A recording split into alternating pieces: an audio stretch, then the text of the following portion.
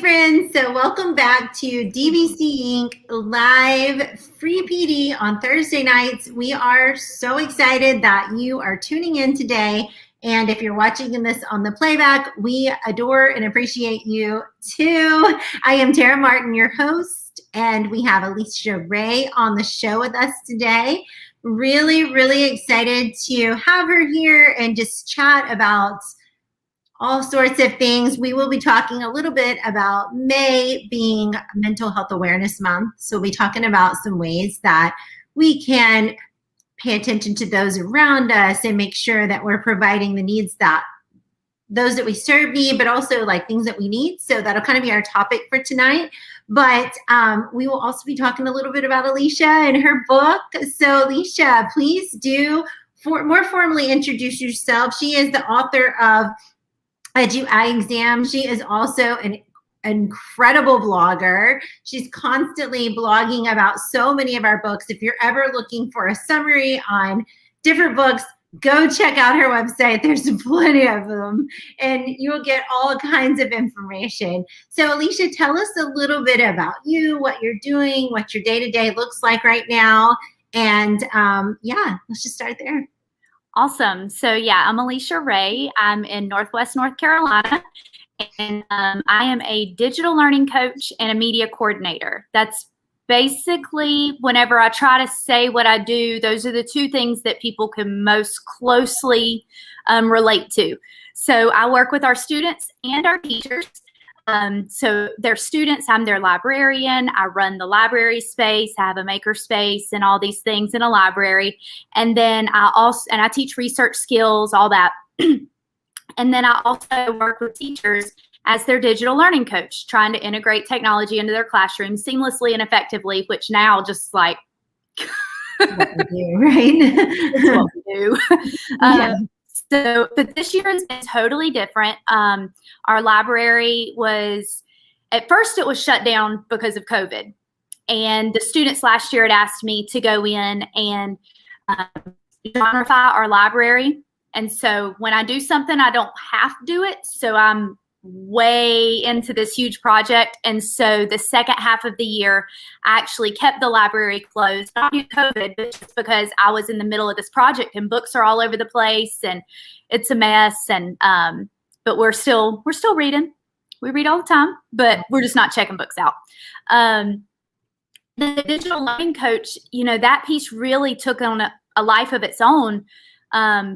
And it was really interesting to me because I've been at the school for 5 years and they didn't need me. They knew what they were doing. And so this year has been stressful and it's been hard on my mental health because, I'm used to being needed. I had a purpose. And so removing the students from the library space, now the teachers don't really need me because they were equipped. They knew what they needed, and we didn't want to throw a lot of new things out because students were remote or face-to-face or a blend. It's been wild.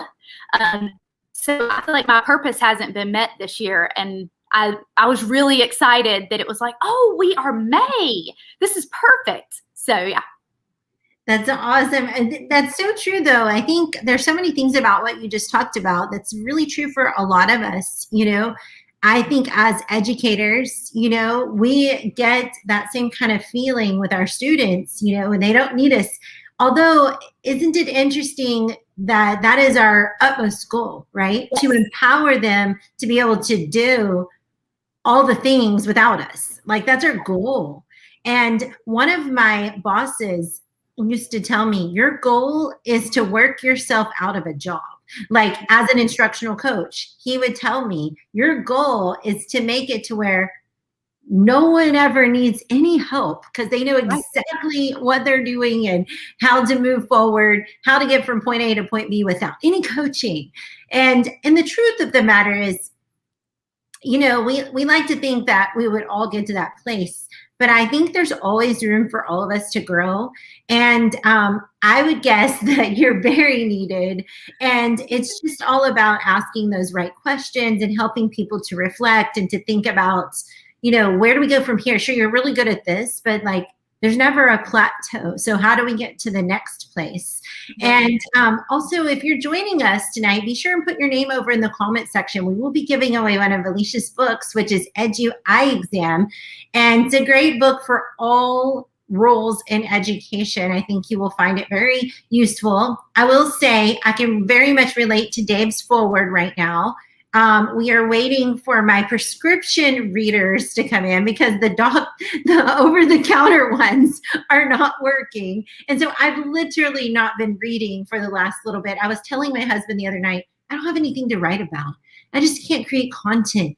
He's like, well, what are you reading? And I'm like, I can't read because my eyes hurt when I read. And so once they get here, I'll be back on creating some content and feeling normal again. But tell us a little bit about the book and why you decided to write it. And then we'll dive into our topic for the night. Okay, perfect. So Edu Eye Exam actually kind of was one of those things that just, it was this, Dave calls it creative alchemy, right? And so it was this whole, like, I wanted to get better at my craft. I wanted to be a better teacher. I wanted to be a better coach. I wanted to just be better. That was pretty much what I was looking for. And I wanted something different.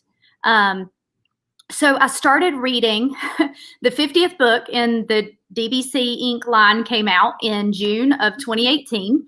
And so I started reading at number 1, Teach Like a Pirate. And I read the first 50 in 101 days and called it DBC 50 Summer. Well, it really just spurred this whole like epiphany that all of the basic ideas within the DBC line are all very similar in that they are not, they don't contradict each other. And that's one of the things I love about Dave and Shelley's whole brand is that the books just weave together perfectly. You're not reading the exact same thing over and over, but they don't contradict one another. And so then when I was looking at it, I was thinking, you know, what do I agree with here? Rather than me just saying what somebody else said, I wanted to know what I really felt. And so it really brought on this whole like introspective look that was so much deeper than a reflection. It was really more about who I was as an educator. And I thought back to my philosophy of education when I was in undergrad and then had to write it again in grad school. Man, that thing was a joke then. There's, you know, they say, well, it's just a page or so. Are you kidding me? My philosophy of education is a book. And so it's really, the book is a way for you to do more than just reflect. There's reflection, but it's more than that. It's more about knowing your opinion and being able to back up that opinion. I tell kids all the time, you know, you need to be able to cite evidence. If you have a feeling about something, you have to cite evidence based on that. And it has to be factual evidence. It can't just be because I think so. Yeah. And so for me, with Educational Eye Exam, it's really, it gets into some of the hard topics in education, things like homework, always controversial, testing, assessing, formative and summative, you know, there's just all kinds of things. And it really gets into what do you think? What do you believe? But more importantly, why do you believe that? How can you back that up? Mm-hmm. And so it's a great tool if you're ever in, especially as we go into interview season and, you know, you're getting ready to get all these questions peppered at you for interviewing. It's a great spot to go where you say, oh, that's why I have such a strong feeling towards homework. That's why I have such a strong feeling towards this, or, you know, discipline, relationships, whatever. So yeah.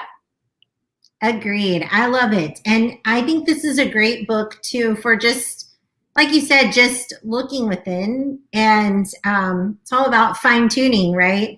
Fine tuning your, you know, just like, is it 1 or 2 or 3 or 4? Like there's so many at the eye exam where you're trying to find that perfect vision that's going to help you do all the things you're used to doing and that you want to do to thrive. Right now, I can't read, and it's very frustrating because that's like my life, right? I love reading. I can read, but it gives me a headache. And so I love that, because that's what EduExam is about. It's about helping us to get to that place where we're not having headaches. We have a clear vision of where we're headed and where we want to lead others. So definitely check it out. Add your name in the comments so you can be entered to win a free one. We'll be giving away tomorrow.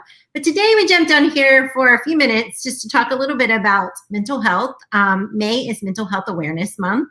And if you haven't been following us on Twitter at DBC_Inc., you should. And we've been posting a lot and on Facebook too. We've been posting books that just focus on this topic of social emotional learning, mental health awareness, mental health strategies. And so if you're looking for some good reads, something to help you to like think in that direction, how do I better serve my people?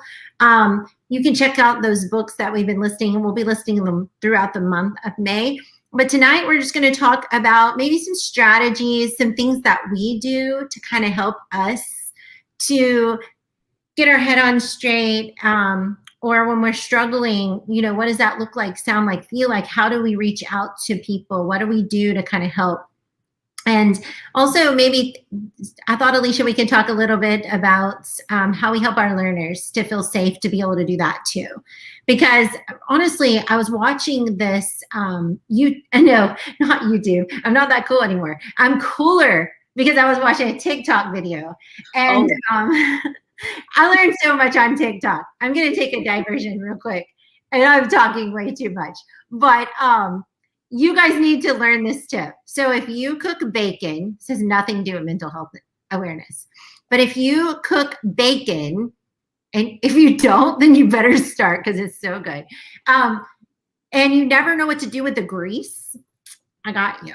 So my husband and I have been doing this ever since I learned it on TikTok. I tell him every day all these things I'm learning on TikTok. He's like, would you please stop? But you just take a piece of foil and you kind of put it in the drain of your sink. You fold it twice and you just push it into the drain of your sink to where the foil's kind of sticking up like this. And while the grease is hot, you just pour it in that little foil cup. And then once it dries, you just fold it up and throw it away. Yeah, you're welcome. I learned that on TikTok. And what I did see on TikTok that relates to our topic is I saw this video, and I'll put it over in the comments, but it was a Amazon Prime show. And I'm not really sure of the show, but the lady is Anne Hathaway. And I forget the other lady. I don't know her name, honestly. But Anne Hathaway is talking about, I think it's her, being bipolar. And she basically tells her for the first time, somebody she's never told this to anyone. And she said, hey, I just wanted to let you know that I'm bipolar. And the lady she was talking to says, oh, that helps me so much to understand you more. And she's like, well, she said, I never told anyone this before. And the lady said, how does that make you feel to have told me? And she said, it feels like 1 foot of an elephant has been lifted off of my chest. And she started crying and asking her, like, would you still hang out with me? Would you still go to the movies with me and stuff? And the lady was so receptive. She just basically said, I love you more now. Like, I understand you better now. And I think that is really what mental health awareness is all about, right? It's all about being aware of people around us and helping them to understand that, you know what, we're here for you.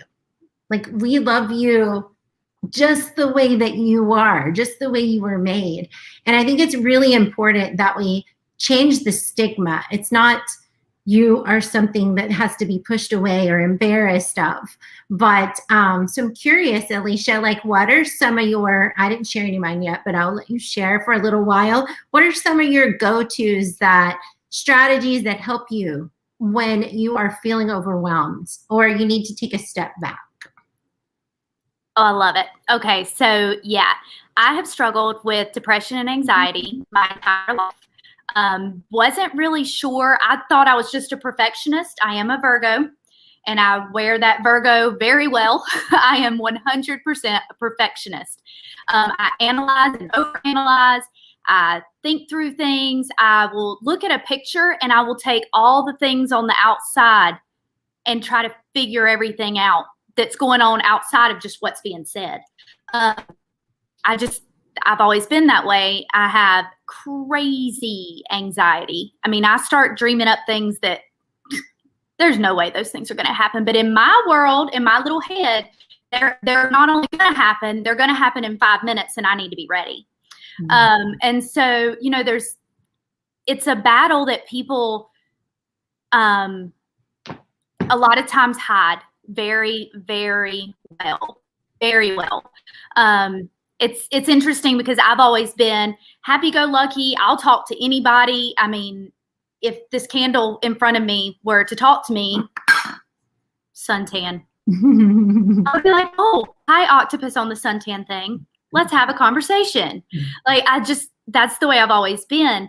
But underneath that, there's so much insecurity and the anxiety and depression that's really where all that stems from, because I need to know what the octopus on the suntan thing is doing, right? So I talk like this a lot whenever I'm anxious or I'm feeling depressed about something. And that's actually an outlet. I found through some therapy that I'm actually an external analyzer. I'm an external reflector. I have to talk through things to figure out how I feel about it. And so that's been really interesting for me. So talking really helps. And I've found that music helps. Oh my goodness, it does not matter what kind of music it is. There's always music that will speak to my soul, depending on where I'm at in life. I can pick out the lyrics or the beat, depending on what's going on, and it's everything. And it's the hardest thing ever to do. And I struggle with it every day, but asking for help. Mm-hmm. And just letting people know, you know, hey, I'm struggling right now. Like, I'm this close to a little mental breakdown that you don't want to be part of right now. But you know what? I'm not asking you to do anything for me, but I just need you to understand that if I show the ugly side, or you know, if I'm not doing something in the way you want me to do it, tell me. But you're gonna need to use a different voice when you tell me, because right now I'm right there, you know? Yeah. So those are 3 things that I've found are very helpful for me while I'm struggling. That's awesome. I think as you're listening to, if you battle with anxiety or have a family member or friend or student, list some ideas of what you have found that works for you or them. We're all better together for sure, but I know that everybody has something different. So where Alicia talks things out, I write it out. I definitely don't like to talk it out. It's really difficult for me to share verbally what I'm feeling, but in writing, I can just let it flow. And so for me, I journal every single day. But when that is becoming hard, I've even brought my journal to my therapist. Like, okay, these are some things I've been thinking the last week. I don't even want to tell her. It's like, I don't even want to say it. And so she could just read it and figure it out for herself, you know, and kind of talk to me about it. But everybody just has different ways of coping. Music is definitely helpful for me too. I play the piano. I love writing song lyrics. That's really helpful for me too. But, you know, each of us have these different outlets. And I think it's so important that we allow our students, our learners, and our staff too, to have these outlets, to know that, especially right now at the end of the year, that they are feeling anxiety. Most of them are feeling anxiety, whether or not they tell you. So we need to just tread lightly. You know, we need to be mindful of that. There's a reason May is Mental Health Awareness Month. It's a really tough season for a lot of people. It's kind of the end of a semester. It's graduation. It's for educators, it's the end of our school year. It's a lot of closing things out. And I think having that closure and moving forward, especially after a really tough year this year, I think it's so important that we try some of these strategies and we just are so much more mindful. Oh, yeah, for sure. And, I love what you said about students. I've found that by being open with my students about the battles that I face, of course, I'm not going to come out. They're middle schoolers, 6th through 8th grade. I'm not going to come out and tell them all things, right? Like, there is still that professional line. But, we do have conversations. And when I see that a student's struggling, I'll ask them what, I'll try to shift the conversation to something positive. Well, what do you like? What makes you feel good? They're overwhelmed with the amount of work they have to do. Well, let's make a to-do list and let's figure out, I want you to put some things on it that you've already done. Go ahead and write that on there. If you brushed your teeth this morning, write that on there because that's something you can check off immediately. And yes, I do that. I sure do. I mean, brush my teeth too, but I make those lists. Yeah. And actually, so I was kind of joking earlier with you about talking about my tattoo, but it lends itself perfectly. So back last month, I went and got the semicolon tattoo. It's kind of hard to see it on here. Ooh, there you go. And you would not believe the amount of students, something tiny. I honestly don't even really think about it anymore. Like, it's there and I'll see it every once in a while, but the amount of students that I've had that have said, hey, you got a tattoo. And I'm like, oh boy, where's this going? And, the kids who realize that's a semicolon. Do you have depression, anxiety? They'll bring up mental health in some way. And it's an opening that I have with students to have a conversation. And then I've actually been able to have conversations with parents who have said, oh my gosh, let me show you mine. And so they will have a semicolon somewhere on one of their tattoos, or they have one just like mine or whatever. And I think it's just that being vulnerable enough to share that you battle with it too. Mm-hmm. You find somebody who likes steaks rare. Ugh, whatever. But, you find somebody who likes to eat their steaks rare and you want to hang out with those people because they eat rare steaks. Mm-hmm. I like my steak medium well. People judge me for that. But, it's about finding those people. And I do understand why it's so difficult for people to talk about mental health. But then I think, we have Facebook and Instagram and Twitter and TikTok and Snap and all these places where we're sharing every facet of our lives. Mm-hmm. Why not go ahead and share some of those mental struggles too? Mm-hmm. I don't think that it makes you look weak. And I think that's part of the stigma is people believe, well, that makes you mentally weak, or that changes my opinion, like you said on that video. And I think that people would find that it's actually the opposite. Yeah. So true. It's so true. I think there's so many things about what you just said. One, if we just go into the social media piece, I feel like a lot of times people are posting memes or they're reposting other things that people are saying. And it's deeper than what you see, right? So they'll repost an image and it talks about being lonely or feeling isolated or whatever. And there's a reason they were connected to that and the reason that they liked it and put it on their page. I have been so mindful this month especially, but it should be every single day. Honestly, I'm chastising myself for not doing this more often, but I just reach out to people like, hey, I saw this picture. I didn't know if it might mean more than what you put out there, but I just wanted to ask if everything's okay and let you know that I'm here. It's just something so simple. And you wouldn't believe the DMs that I've got back this month saying, you know what, I'm really not okay.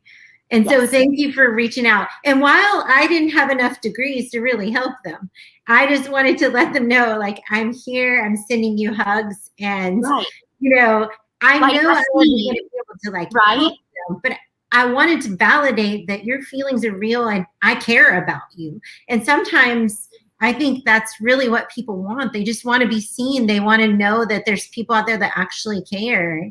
Sometimes they're all alone. They don't feel that. So if you're seeing that out there, that's one easy way to reach out. If you get a little nudge on your heart, even if it makes you look like a dork. I reached out to one of my coaches and I was kind of embarrassed, really. I'm like, I'm sure probably everything's fine, but I just wanted to check on you and see if everything's okay. And he was just like, yeah, everything's fine. I'm like, okay, well, I'm just not ignoring the little nudges on my heart. So sorry about that. Wrong line.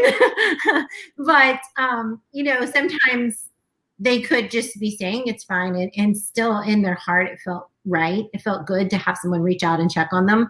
So keep that in mind. Another thing I saw on TikTok, actually, it was a 10-10-10. So this guy, like when he's feeling down, he writes 10 things that he wants to do. It's like his big dreams, 10 things he aspires to do. He writes 10 things that he's grateful for, and he writes 10 things he needs to do today. It's like pretty simple. So list 10-10-10.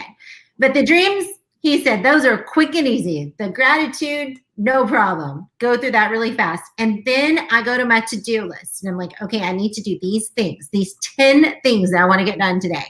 He's like, and there's something about that just kind of gives me perspective. Like I have some dreams, I have some aspirations, I have some goals in life.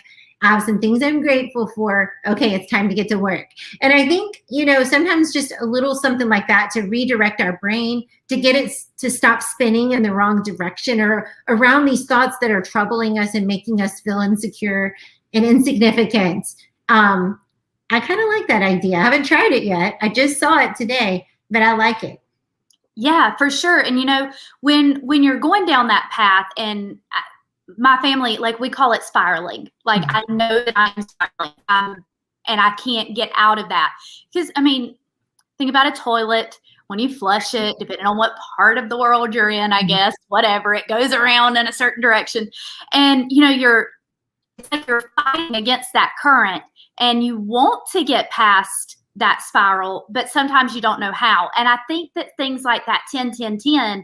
It's kind of like somebody has thrown a rope down there, and like if you'll just hold this, you don't have to pull yourself up, but it'll just keep you from going down further until you have the strength to pull yourself up.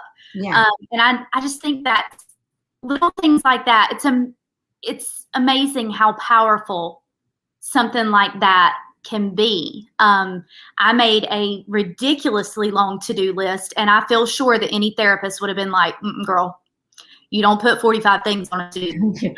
It's what I needed to do. And I actually went through and made rather than saying I need to make a YouTube playlist for an independent study. Instead of just making that, I went down and then I said, okay, I need this part. This is a video I need to make. This is a video I need to make, and was very specific on it. But for me, if I go in and I only finish 3 videos, if my to-do list was to work on my playlist, that's not enough for me. Yeah. I need to be able to check that something is complete. Yeah. And so that's why I go in and I make them very, very detailed. And it works for me. That doesn't mean it's going to work for everybody. Yeah. I'm like that too. And if I do something that day that wasn't on the list, I just add it. Yeah. It kind of goes at the bottom with a nice little box. Yep. I cross mine out, actually. I like crossing. Oh, you cross them out? I do. It just feels so empowering. And I always do them on these. So once I cross it out, I wad them up and throw them away. Yep. It's very empowering. I'm crossing them out. Like, yeah, I was like, you're out of my life. List today. When I go over there to cross it out in a few minutes, I'm not going to check it. I'm going to cross it out. Do it. It's awesome. I scribbled a few times. Oh. I'm like, I did that. Yes.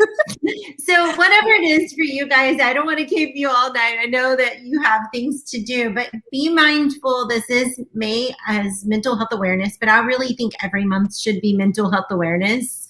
And I know that there's a lot of people out there struggling that often don't ever say anything, and they feel insecure about talking about it. But if you get that little nudge on your heart, even if it feels dorky, I say reach out to them. My coach was so lovely. He didn't make me feel like a dork. And I was like, sorry, it's just a little nudge on my heart. He's like, well, thank you for checking on me. Like, we need to do that for people. And I appreciated him saying that because I really felt dumb. But when you feel that, I think you should just go with it. Mm-hmm. Feels, I think so too. if they feel fine, then that's fine. You checked on them anyway. But there's been many, many times people have said, thank you so much. I needed that today. And so keep that in mind. Reach out, do the 10-10-10, maybe 5-5-5, be more reasonable for some of us. But yeah, there's so many ways to incorporate this idea that it's okay to not be okay sometimes. And it's okay to feel very vulnerable. That's what humans do. But we're here for each other. We love each other. So thank you so much for joining us, Alicia. This is just wonderful. I always love getting to chat with you. I was just like, I get to talk to Tara. I'm externally working through this. So I love it. It's been fantastic. I was talking to a teacher today, and we were both stressed. And I mean, just if it could go wrong, it will. But we really were just like, it's gonna be okay, because next year, like, I think a lot of us are getting to the point to where we see next year as a reality of there's so much more that's going to happen next year. And there are the things that we can take that in the moment we struggled with, and now it's just going to make us better teachers, better educators, better people for next year at this time.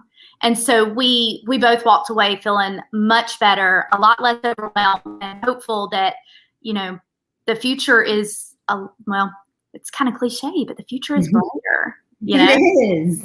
It is. It's feeling that way too, with all of the different restrictions and stuff with COVID-19. So I'm super grateful. I'm excited about what the future holds. And I love and appreciate all of our readers out there and everyone who's watching, and those who aren't watching, those that follow us on the different social media platforms. If you ever need anything, reach out to us, because that's what we're here for. We're here for you.